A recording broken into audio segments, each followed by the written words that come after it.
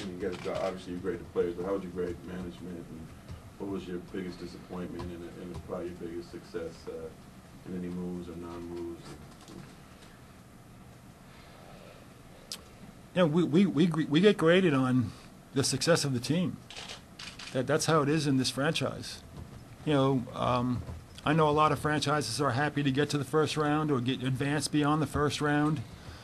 You know, we certainly did no worse than we did a year ago, but we're disappointed. That's not how, you know, we grade ourselves getting into the second round. You know, we thought going into the season, and even up till a week ago, that we were one of 3 or 4 or 5 teams, you know, that could contend for a championship. And it's hard to get in a position if you're in this league with 30 owners that are very competitive, different market sizes, different rules, contracts that are already in place that now have to operate under different rules. It's really hard to get into a position where you really feel going into training camp that, hey, we have a shot at it. And we felt we did. So to watch, you know, the semifinals in the conference and then the finals, it's a disappointing feeling. Can you clear the air at all about, is there a difference in the way you had to deal with upper management and the ownership this year as opposed to, let's say, the last 3 or 4 or 5 years? Or maybe just well, I think you're certainly no. Well, there's 2 things. I mean, you know, well, actually, I'll just limit it to one thing and keep it simple. You know, the last 2 or 3 years, no, there's been no difference. You know, 5, 6, 7 years ago, you know, I dealt, you know, more direct with Dr. Buss, maybe even a little bit longer than that. And over the last 5 or 6 years, you know, the 3 of us have been working very closely together, and my relationship with ownership right now is really no different in the last 2 or 3 years. It hasn't changed this year versus 2 or 3 or maybe even 4 years ago. But when I took the job in 2000 to maybe 2007, it was a little different.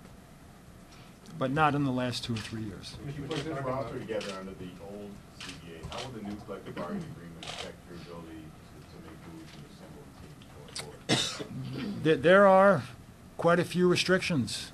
You know, the rules are different. Penalties are more punitive. Options or assets, avenues to improve the team. You know, the exceptions that existed with the last CBA are fewer and not the same as they are today with teams that are beyond the cap. I don't see us being below the cap anytime soon, so the only way we've been able to improve our team over the last 10 years is really through exceptions and via trade.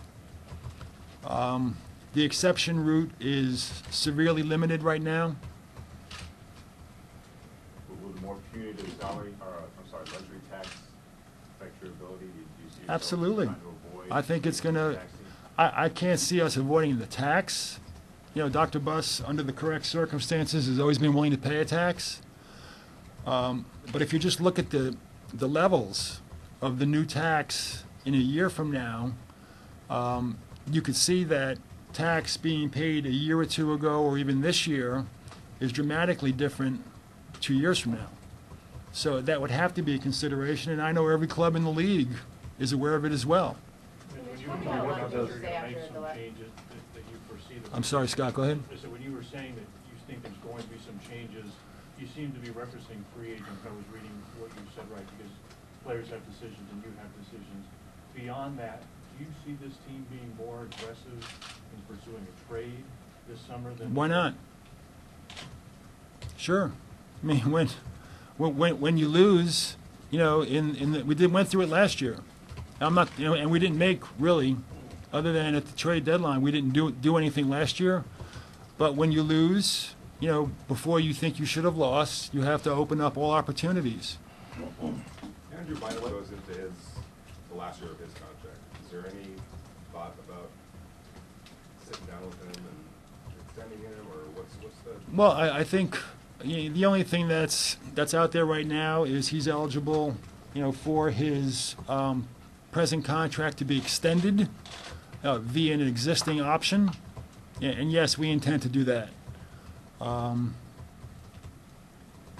think we have until mid-June or late June to do that. And that's step one. Anything beyond that we'll discuss, internally and, proceed if that's the course that we're going to take. What's your level? After the loss in Oklahoma City, really directed at you. What was that? Toby had a lot of things to say about the franchise, really directed at you, and he seemed to express a lot of confidence in you. That's a little different than it was maybe even 4 or 5 years ago. I'm sure you remember those days. Can you sort of talk about the way your relationship with him has evolved? And the trust Yeah, I didn't hear the comments. Okay, so this is the first, I've heard of it. He basically just said you're the best, and you'll make us win.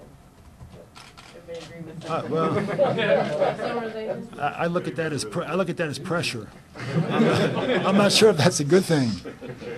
Kobe and I have a great working relationship. We don't. We've been together now since he came here as a 17-year-old, young kid playing video games, and now he's been here. It seems like forever. Our relationship, doesn't transcend, what you'd expect from people working together for that many years. It's not like we're dinner partners. I just make it a point to, try not to get too close to anybody because it's a business, but I want to keep it professional. And I try to be straightforward and honest with the players as best I can. Sometimes that means saying nothing, rather than saying something that might not be true. So it's comforting to hear that he has that kind of, confidence. I think what he's also saying at the same time is he has the same confidence, because we've said it many, many times, that there's 3 of us that are making the decisions. And I think what he's saying is I believe in the organization, which at this point in time, includes Dr. Buss and Jim Buss. You said there will be some changes. Are there any particular needs you think this team needs? Well, we have to, see what plays out, with this whole free agent thing. And as I mentioned, I haven't sat down with ownership yet, to know, what their thoughts are. I think we did address, our primary need with the in-season trade, to get a ball handling guard that's young and we think has a bright future. But he has the ability to opt out, so we don't know where that's going to lead us. Our front court is a good front court. Off the bench, our third player at this point would be Josh McRoberts. So you'd always have to add another player or 2 to your front court. 2 of our small forwards are free agents, so we'd have to add a player at that slot as well. So barring any kind of a dramatic change to our roster, I think primarily those are areas we have to address. Do you have a better sense of what type of players Mike Brown needs to work in this system? And I know you had to kind of do this on the fly this year. Yeah, I think so. I think we all have a better feel, but I'm not sure going into the season, with a shortened training camp and 2 preseason games, that he had all the information he needed about our players going into the season. If you have 4 weeks and then you have 2 or 3 weeks before the season even starts in terms of preseason, preseason, because a lot of times the coaches are in the office in early September, the players come back in Labor Day, and they're in the office, they're playing, they're coming by to see the coaches, and then 3 weeks later you start training camp, and then you have 4 weeks, and there's a real good period there for coaches to get to know players and vice versa. None of that existed. We had one day there was no basketball, the next day there was an open gym, and then the day after that training camp started. So I think even our coaches now know more about our team, certainly much more about our team than they thought they did prior to the beginning of the season. Is there anything to read into the fact that Kobe isn't having his exit interview here and you guys are meeting somewhere? No, I would meet with any of the players if they asked to do it. Oh.